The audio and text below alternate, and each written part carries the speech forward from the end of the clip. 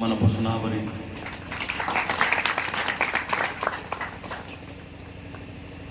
इथे यायचं कारण म्हणजे काहीतरी गाडायचं होतं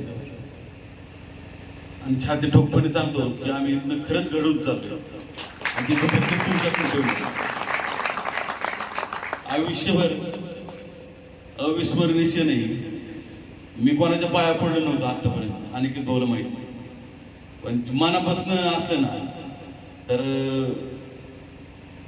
मी काही करायला तयार आहे गुरुजींसाठी आणि तुमच्या सर्वांसाठी. मी कोणत्याही ठराला चांगल्या कामासाठी जायला तयार आहे. इथं नेतृत्वच नाही, कर्तृत्व व कर्तृत्व तर माझ्यात कवाच नव्हतं. मी बोलन की माझ्या आयुष्यात मला वाटत नव्हतं मी बोलन म्हणून, माईक हातात घेईन म्हणून. हे तुमच्यामुळे शक्य झाले आणि ह्या समोर जे बसलेत ना ह्यांनी बी मला खूप मोठी हिंमत दिली. सर असतील बाकीचे सगळे तेवढंच रिस्पॉन्स देऊन मला त्यांनी बोलण्यात भार पडलं. आत्मविश्वास तर एवढा वाढलाय. इथनं बाहेर गेलो ना, मी अनिकेत भाऊला म्हणलं होतं मागचे 15 दिवसांनी की डिफेंडर गाडी घेणार आणि ह्या वर्षभरात डिफेंडर गाडी घेणार. ही गाडीचा विषय नाही, पण माझा एवढा आत्मविश्वास वाढलाय. आणि गुरुजींसाठी हे मी आता तुमच्या समोर शब्द होतो. तुम्हाला कसली काही अडचण आली तर एक भाऊ या नात्याने मला निम्यारातचं मला संपर्क साधा आणि आपण सर्वांनी गुरुदेवांसाठी काम करायचंय ही माझे कळकळी म्हणून तुम्हाला विनंती. 7 दिवसात पहिल्यांदा तर 6 वाजता पहिल्यांदा विक्रम भाईंनी 6 वाजता आपल्याकडं अत्यंत मोलाचं कार्य करून घेतले म्हणजे शरीराचं. आणि काय बोला माहिती की मी आजारी पडलो थोडं तरी मला ती सहन होत नाही. का तर मला लगेच समोरचा विचार येतो, आता कसं होणार, आता आपलं ग्रुपचं कसं का होणार, घरच्यांचं कसं होणार. नाही त्या डिप्रेशन मध्ये मी ह्या गोष्टीत गेलेले आजारी असताना. तर ते डिप्रेशन मी अजिबात इथनं पुढे घेणार नाही आणि कसले हे माझा शब्द आहे.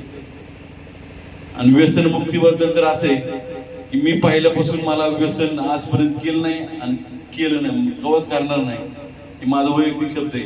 आणि जर माझ्या मित्र परिवारपैकी कोणी व्यसन केलं तर मी त्यांना त्यातून बाहेर काढण्याचा 100% प्रयत्न करणार. जिवंत माझा सख्खा चुलत भाऊ महाराष्ट्र उपमहाराष्ट्र केसरी विकी जाधव म्हणून कुस्ती क्षेत्रात कोणच व्यसन करत नाही, पण त्या माझ्या चुलत भावानी त्या इंजेक्शनच्या नादी एवढं व्यसन केलं की आता 3 वर्ष झालं की फॅमिली डिस्टर्ब आहे. मी स्वतः त्याला व्यसनमुक्ती केंद्रात बनविले, ते सोडलंय आणि त्याला तिथनं नीट करून त्याला कर्मात आणले. आज त्याला एक आता लग्न झालं, मुलगा झाला, आता ती व्यवस्थित सगळ्या संसारात लागलं. ती रेल्वेमध्ये TC म्हणून. ही माझ्या घरापासून केलंय. आणि मी तुम्हाला अजून एक शब्द देतो की तुम्हाला ह्या पुढं आपल्या ज्या दरवाजाच्या बाहेर गेलो तुमच्याकडनं मी हीच अपेक्षा करतो, मुलींकडून मुलांकडून. आपापल्या क्षेत्रात जी करायचे ना ती मन लावून करा. आणि मला असं तुमच्यात एक जणी समोर भेटलं ना आयुष्यात कवा तरी म्हणलं पाहिजे भाऊ मी त्यावेळेस ही करत होतो आणि आता मी ही करतोय आणि माझ्या आयुष्यामध्ये बदल झाला.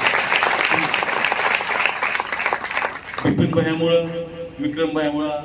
आणि मी सगळं श्रेय देतो हे तिघाचं सोडून मी अनिकेत भाऊला सगळ्यात जास्त श्रेय देतो. का तर मी माझ्या आयुष्यात मी कोणा पुढे गपची बसत असेल तर हे व्यक्ती पुढं. का तर ही व्यक्ती मला चुकीचं सांगत नाही. आता परवा दिवशी त्यांना राग आला, विपिन भाईने म्हणले की बाबा भाऊ तुम्ही बोला. तर मला त्या शरद गुरुजीने म्हणले की बोला. मला ते 2 मिनिटं तुला कळतं का नाही शरद म्हणलं, थांब प्रेस करू. त्यांना म्हणायला लागलं आणि त्यांनी शब्दातून माझ्यावर राग व्यक्त केला. एवढं मनाला वाईट वाटलं की ही माणूस माझ्यासाठी पळतोय, तू पळ का घरचा विचार करत नाही, कोणत्या गोष्टीचा विचार करत नाही आणि मी बोलू शकत नाही. मग माझ्या आयुष्यात जगून काय उपयोग नाही हे माझ्या मनाला लागलं. आणि मी आता एक शब्द देतो की ती ज्यावेळेस मला वोट म्हणते किंवा बोला म्हणते त्याच्या आधी सगळ्याच्या आधी मी बोलणार.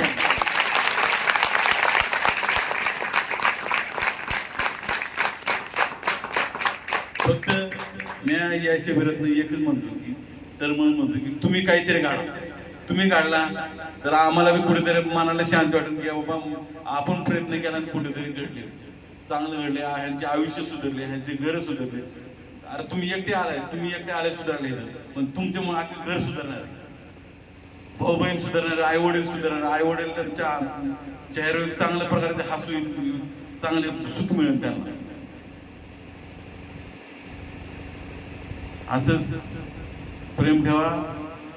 आयुष्यात केव्हा काय अडचण आली कोणत्याही क्षेत्रात, हॉस्पिटलची कामं असून, नोकरीची कामं असून, इतर आमच्या बहिणीचे काही मी 200-300 मुलींना नांदवायला लावले. जर कोर्टात केस चालू असले तरी मी आपल्या ऑफिसला प्रकरण मिटून केस माघारी घेऊन डिवोर्सचे प्रकरण मी जागेवर मिटून मुलगी नांदवायला लावली. आणि तुमच्याकडनं खरंच खूप मोठ्या अपेक्षा आहे. आणि परत अजून भैया तुम्हाला मनापासून धन्यवाद. सगळ्यात भाऊचं धन्यवाद. शब्द नाहीत तुमच्यासाठी, खरेच शब्द नाहीत की तुम्ही एवढं मोठं काम केले, आयुष्यात सुधारलं मी.